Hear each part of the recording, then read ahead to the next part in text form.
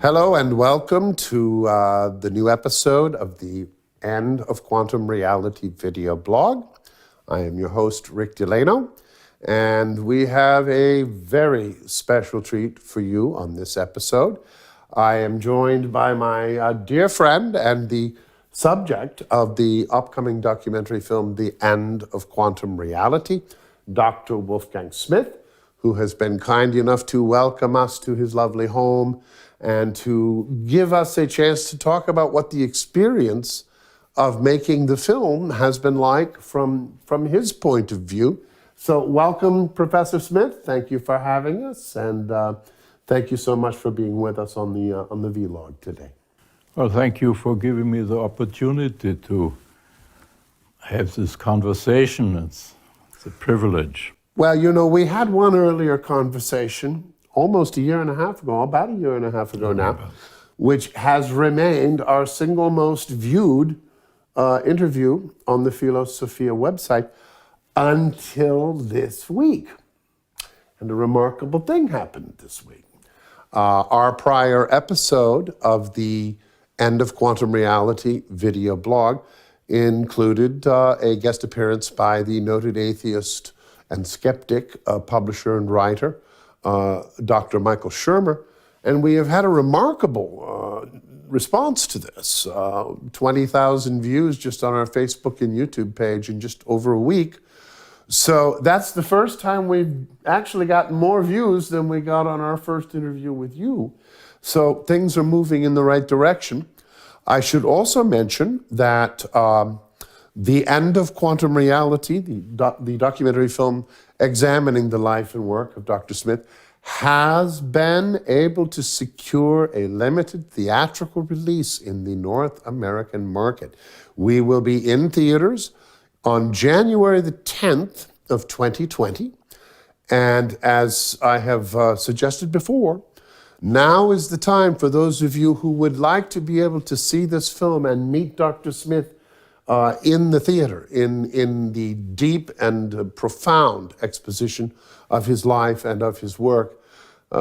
Contact us at theendofquantumreality.com. Sign up for updates and tell us which city you would like to see us bring the End of Quantum Reality to. So today, since we have already covered the scientific aspects of Dr. Smith's recent work in the prior interview, I wanted to talk a little bit about just the experience of having us intrude into your life at a very, very difficult time. I should mention that Dr. Smith's beloved wife of 40 plus years, Thea, passed away and out of this world literally within a week and a half of the first interview that we did with Dr. Smith. So one of the things that I would like to talk about today, Doctor, is the profound impact that Thea had on your life and on your work. We cover it in the film, and as I discussed with KT in her episode, there really is a love story in this film. One of the things that makes it such a unique film, I think, is we do have a love story. And we tried so many ways to get a female into the film. I talked about this with KT. She, as a woman director, was constantly trying to find a way to get a female into the film, and just nothing worked. And you know, we've discussed this with KT. But she actually had a remarkable insight toward the end of the film. And I wonder if you might share with us what KT had said about our inability to find a way to get a female into the film. Well, I seem to recall that Katie sort of blurted out at one moment, I think Thea doesn't want another woman in the film.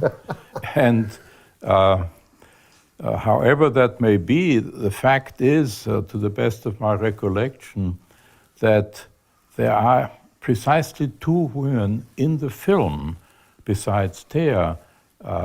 There's my mother for about 3 seconds. Oh, that's right, yes. And when the picture of the 1927 Solvay conference comes up, you see all the great physicists, and if you look closely, you see Madame Curie. So there you So have here you it. have the two ladies in the film besides Thea. Wolfgang's poor, long-suffering mother. You know, one of our favorite moments in the film is you talk about that point in your life where you really began, as you put it, quite abruptly, to think. Yeah. And you recount the story of your mother calling you down to dinner and you saying, "I can't come now, I'm thinking." Oh, how our mothers suffer for us. We I'm can sure. just picture what must have been going through her mind. Yeah. I can't come now, I'm thinking. But that's beautiful. I must say that from my point of view, it was such a remarkable set of circumstances that led to us meeting each other. Yeah. Because I did the principal, I knew of you during the time that we made the principal.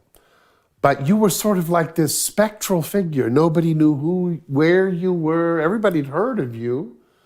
Everybody knew that you were this reclusive genius, but nobody knew where you were, even if you were still in the world. And after the principal, I became very fascinated in your work. I finally found the first Wolfgang Smith that I could ever find on the internet, which turned out to be your response to Stephen Hawking. And that was an electrifying, as I said in our earlier interview. But when I met you,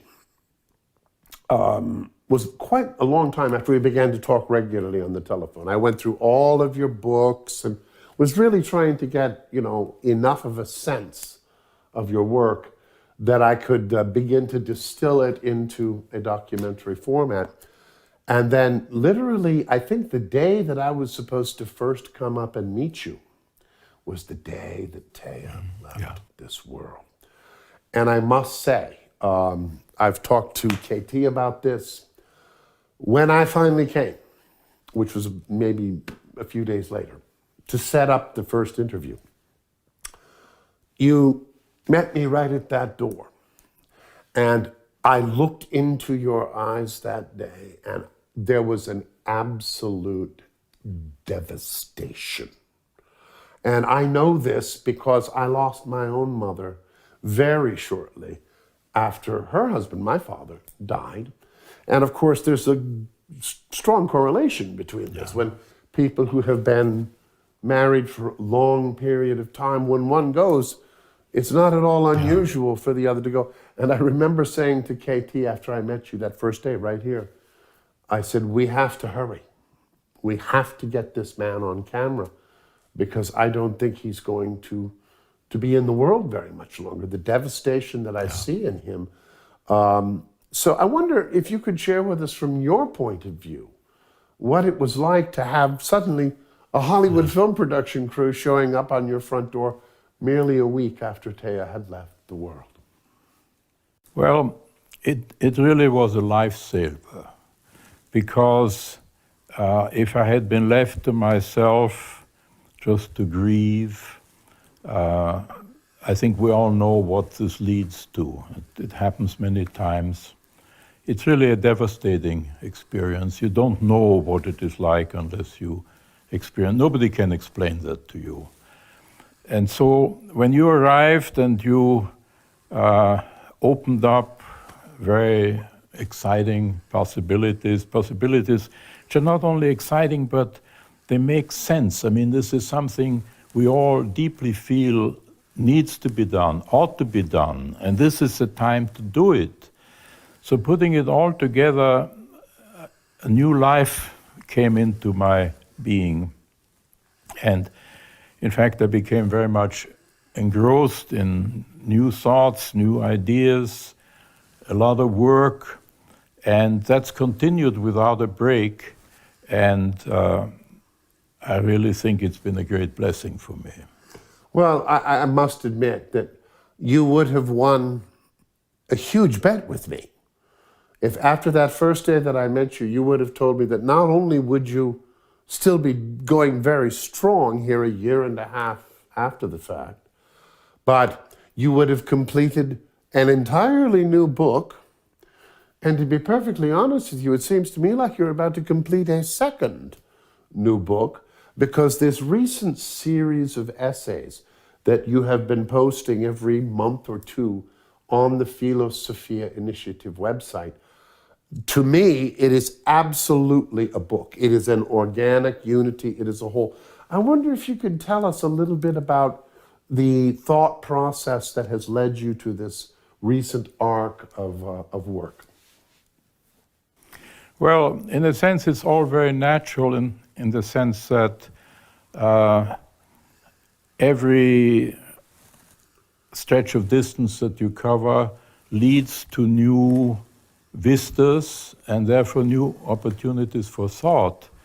And if one's thought is not ad hoc, but organic and proceeds from certain very, very deep, what to call it, perceptions which in themselves you cannot articulate, but you articulate that to which it leads and that which it expresses, then an organic development ensues, and as everywhere in the organic world, things take the shape that they are meant to take, that they bear within themselves. It's an organic, natural process, and I think that's what gives it value. If it were something artificial, something that you invent, so to speak, no matter how clever you may be in inventing things, it is not the same thing. It must be organic, it must come from within, and in a sense, it takes a whole lifetime to prepare for that. I completely concur. What has struck me probably more than any other thing about this recent body of work, it has the character of you've reached the top of the mountain. Your early work is characterized by an exhaustive examination of every possible. This recent work is more or less you're done with that. You are reporting what you have found, and you're reporting how it looks as you look out from the standpoint of the summit of your life's work. And these recent articles have just been astounding.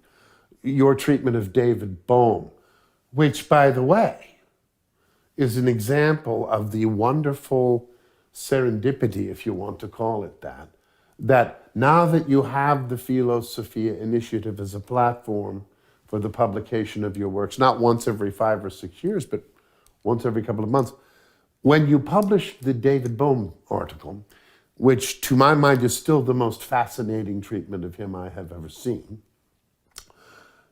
we were looking for an image to put up, as John Trevor, our director of philosophical outreach, does for all of your articles. And he came across this magnificent oil painting. He just found it on the web. And he contacted the artist and said, hey, can we use this? And she very graciously said, oh yes, please use it. And this, of course, was the beginning of a remarkable friendship. The artist is an Australian painter, married to a physicist, and she ended up becoming very interested in your writings and the work of the Philosophia Initiative. And one day we get this astonishing bit of news that she has completed a portrait of you. And that, of course, is found on your most recent article. It's on the website right now. But beyond that, tell us what Betty Davis, this magnificent portrait artist, did for you once she had finished her painting. Well, first of all, I've had exchanged some emails with her, and she's just an absolutely beautiful person, unique, very feminine, very warm. She's not so much interested in the physics. Her husband is interested in that. She's interested in the human element of what we're doing. And she just is very full of empathy. There's a bond between us, and so she did this beautiful painting, magnificent. I mean, she captured something no camera can possibly capture. I completely agree. And she sent me the canvas. It turned out a huge canvas. We're just having it framed. Picked out the most beautiful frame, I think, in the whole shop. It's the least we can do, and it's a remarkable portrait. We look forward to hanging it up. It truly is. I mean, I have been blessed to see this and actually perceive it up close, and it is extraordinary. Yeah. And it is something that will be a testament to you for all the years to come, because no photograph could ever possibly. Yeah, it's iconic. I mean, she has captured something that it may help people understand my writings. You know, there's a connection there. Absolutely, and her bone portrait alike was just so compelling. We had you. So this woman is extraordinary. Wonderful lady, and I must say this is an experience of my life that I consider very, very valuable, very beautiful. Well, you mentioned something very interesting, and this again speaks to my episode with KT. You say she's not so much interested in the physics, because her husband is a physicist, but she is interested in other aspects that she encounters in your work. And of course, KT, I don't know how I can ever thank her, and also her co-editor, Nicole, who, as we were editing the film and putting the film together, it became clear that Nicole, the editor in the first instance, was becoming very fascinated in these photographs that you had taken at various points in your life, your trip to India, you and Taya, and that you and she suddenly began to discover a story that turned out to be fundamentally important to this film, entirely aside from the quantum reality breakthrough, which we document in the film. And it's the woman's touch almost. Oh, yeah. Because as you say, KT said, Taya won't let any other women in this film. It looks like two snuck in. Your mom and Madame Curie slipped in, but I guess that was okay. But the presence of Taya hovers with incredible power over this marvelous, I call it Act 2 in the film, where having laid out the quantum enigma, we stop and go back and discover the man, Wolfgang, and the profound influence that Taya had in shaping the man that you became. Because you came back from India, and you were almost a man, you say, I was no longer a Western man. And you were living off in the wilderness in Oregon with your beloved German Shepherd, and apparently quite happy to spend the rest of your life reading Plato in the evenings and teaching mathematics in the daytime, and never the twain shall meet. But Taya awakened a desire to return to the world and actually work. In a very real sense, we owe your books to Taya. Definitely. Well, I even see it from a metaphysical point of view. I mean, male and female are metaphysical categories. People don't understand it anymore. Metaphysics is no longer understood, which means not only that each is incomplete without the other, but it means even more, it means that the one helps to form the other. It's not like two finished products. There's something organic. And I can say this about Taya, she was all woman, in a sense that has become very rare. In fact, I would love to present her as a model for our days, because it's necessary. There's a lot of confusion as to what it all means and what it is supposed to be. She was tremendously feminine and gifted in all the feminine virtues in music and in just conversation. She was always the center of everything, and she was spontaneous and gifted in so many ways. Sometimes amongst friends she would suddenly, after dinner, begin to dance, and it was beautiful. It was, in fact, more beautiful sometimes than going to a professional dance, because it was unscripted, completely natural. But at the same time, she was intellectually very strong. She was a doctor, a professor of mathematics. Yeah, and incidentally, I mean, in her education, she was always the only woman in her mathematics courses at Notre Dame, where she got a master's degree. Then she studied at Columbia University. She got her doctorate at Oregon State University. And she had to suffer a lot of persecution, a lot of injustice. It was not easy, but she reacted to it in such a beautiful way and always feminine. There was never any kind of trying to be masculine. That would have destroyed the whole thing. She was all woman and everybody loved her for that. So there's a very interesting story here that's You have used a word that I think is very interesting in her regard in the film. You say, she was a very powerful spirit. I wonder if you might, there seems in some minds to be a contradiction between feminine and powerful, but you would not accept such. On the contrary, Okay. On the contrary. Woman is the greatest power. If it's real, if it's true, and in Thea's case, it really was. And you used the word spirit, and I think this is a very essential point. Namely,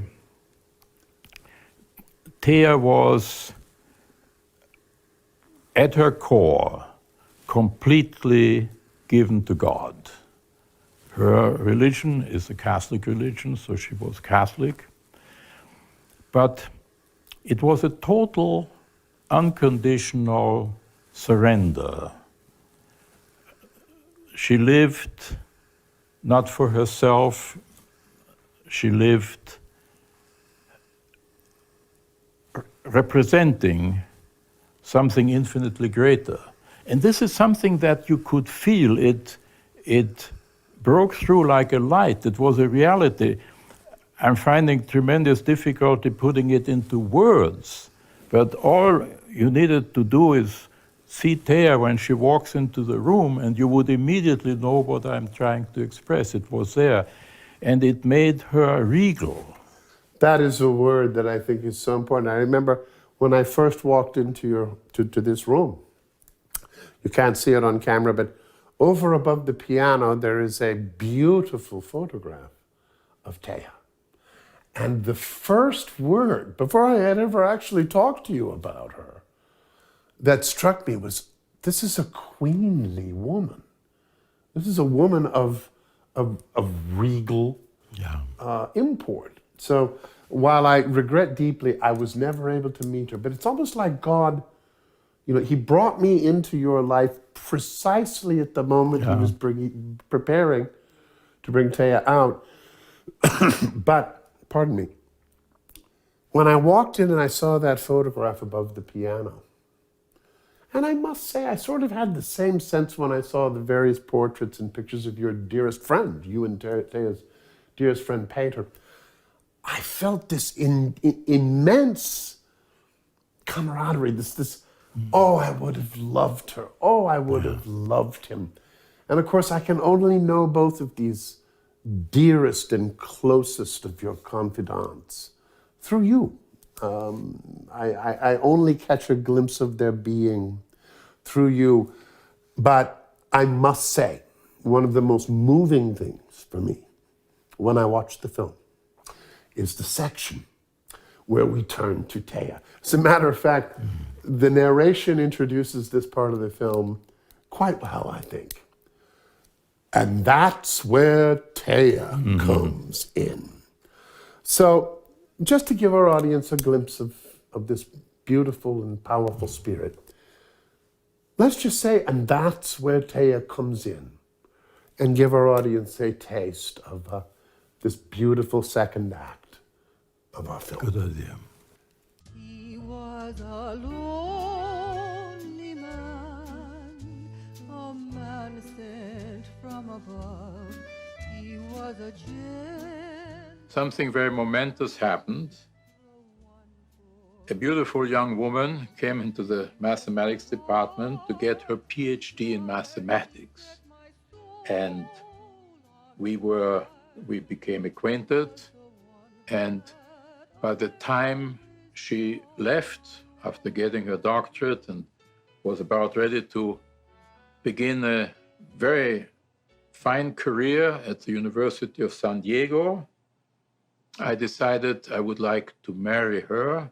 I proposed, and she accepted, and thus starts a very brand new life. Thea was a deep, deep Catholic. She was deeply rooted in her Catholic faith. It was in her blood and in her bones. And when we were married, I had been raised as a Catholic, but I had drifted away, and I was now in a different kind of spiritual world. And Thea never forced anything on me. Unbeknownst to myself, she, in company with a very wonderful Franciscan monk, Father Giovanni, they were praying daily that I would return to the faith. Well, it is beautiful. The love that you bear her, continue to bear her. And the joy that I have in seeing an entirely different look in your eyes today, a year and a half later, than that devastation that I saw when I first walked through that door. And I really think we owe a lot to KT and to Nicole for this feminine touch, this woman's touch that is so powerful in this film. And this is, in a way, this strikes me as even more powerfully present in this film than it was in The Principal. I think Katie had all sorts of evidences of her fingerprints on The Principal. But she and her co-editor, Nicole, have really brought something entirely unique to this film, The End of Quantum Reality. And I must say, I'm so deeply grateful to both of them, because I'll tell you one thing. They lavished their love on this portion of the film. And it shines, and it makes the film quite unique. And to my way of thinking, even people who don't necessarily have, like Betty, for example. Betty has seen the film, and it was this part of the film that spoke most deeply to her. And at several of the screenings, we've had the same result. Now, speaking of screenings, because, we're going to be covering science in almost every episode of this vlog except the one with KT from now on until the release. It never so much as entered, it entered my mind, but I never really anticipated. I must say, KT and I talked about this at the beginning. We just really didn't have the budgetary resources to go for a theatrical release. It really wasn't. We basically just wanted to document you before you left this world. And we felt that the real value of the film would lie in its documentary value. Once you do leave this world, this film will be the only way to really encounter Wolfgang Smith. And to our great surprise and amazement, and of course, everyone who has seen the first episode of our video blog has met Christian Mioli of Arena Cine Lounge, who is another remarkable man who has sort of just reached in and said, hey, I like this movie. I want to put it in theaters. This is an extraordinary thing for us. I mean, we are deeply grateful to the nameless but deeply appreciated donors who have helped us to be able to put this together. But we really did not have the financial resources to pursue a theatrical release. And nonetheless, on January the 10th, 2020, we will be releasing the film. And of course, I should mention that you, God permitting, and I will be at the Los Angeles premiere on January the 10th, 2020 at the Arena Cine Lounge in Hollywood. And that will be a very, very special evening. Very limited seating, so anybody who wants to participate with Dr. Smith and I at that screening, please get in touch with us soon because it will sell out like that. But the film will screen for at least 1 week, who knows, maybe even more. And there will be at least 9 other cities. The first one we have actually booked this week. Can't talk about it yet, we will soon. But the fact that we have a theatrical release on this film is just a testament, I think, to the extraordinary love which the crew, KT, Nicole, Rich Robeson, our magnificent music supervisor who just, we had to hire a pretty unknown film composer for this film. Our budget couldn't really handle anybody else. And Rich just took this unknown composer's hand and dragged him right through the process, and we've ended up with a beautiful score. I don't know who the guy's name is, but nobody's ever heard of him, so we don't really need to worry about it. But nonetheless, the whole film has just really sort of coalesced and condensed into something that's really having an impact wherever it's seen. So, Doctor, as you look out from your position now, a year and a half after Taya has passed, the film is now complete. It's going to receive a theatrical release. It's pretty remarkable, isn't it? It's unbelievable, really, yes.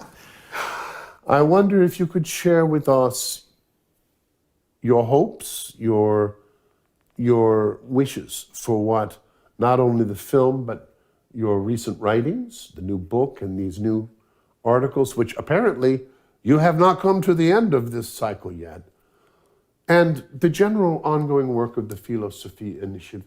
What is it that you hope we will be able to accomplish here at the end of your course, at the end of your work? What is it that you hope we will be able to bring to the world?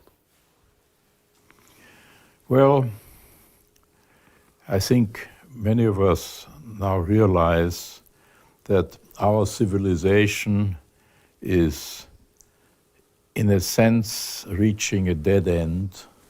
We can't go on like this. Something is missing, something is askew, and really this is what our work has to do with. We recognize the impasse, in a sense, reductio ad absurdum that we're reaching in a variety of domains, but the basis of it is unquestionably science and unquestionably physics, because physics is the fundamental science. And so physics has thrust upon us a worldview which officially is based on physics, but in fact it is not. It is a philosophical worldview which pretends to be scientific, pretends to be based upon the actual discoveries of physics, and it is not. And the problem with this worldview is that it is absolutely erroneous. It is false. It is exceedingly harmful to society at large and every human being to the extent that he's a part of this society. It is a very dangerous thing, a very destructive thing, and actually from the standpoint of those who are theologically minded, it is actually satanic. It is a satanic worldview. So this is something that needs to be counteracted. We are here first and foremost to disprove this view, to exhibit its falsity, to exhibit its pretension to be scientific when in fact it is anything but scientific. One could almost say it is counter, it is in conflict with the actual facts of science. I believe you used the term scientistic. Yes, I don't know if I coined it, but my computer says it's coined. But it is a very necessary term because this is a large part of what is being taught, say, in our universities, our schools, is precisely scientistic in that sense. The students, the public is taught to believe that this rests upon the hard facts of science, of physics, biology, and so on, astrophysics, when in fact it is nothing of the kind.